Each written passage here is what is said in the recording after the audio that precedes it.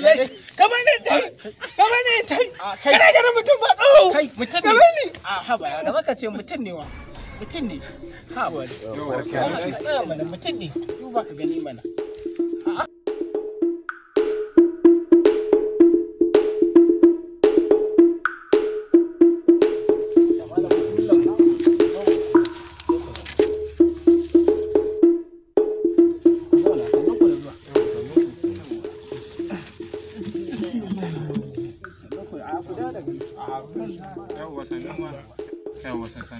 bayan Allah me ke tafa da ku ne ainihin abin da ke tafa da mu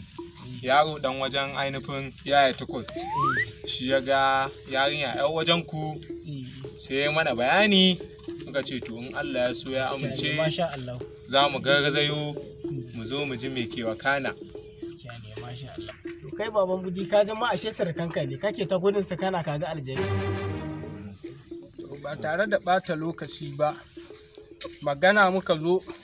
ta hidima ta aure neman aure dan wajen yayanmu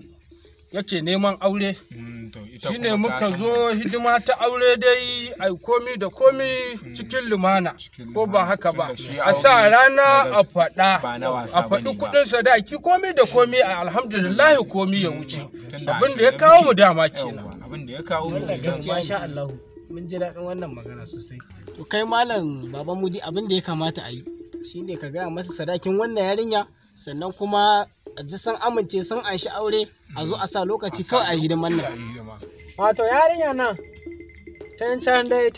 tana ya karama abinda dai muka zauna ni da mahaifiyarta kamun Allah ya mata rasuwa ban yanke mata kuɗin sadaki naira 100,000.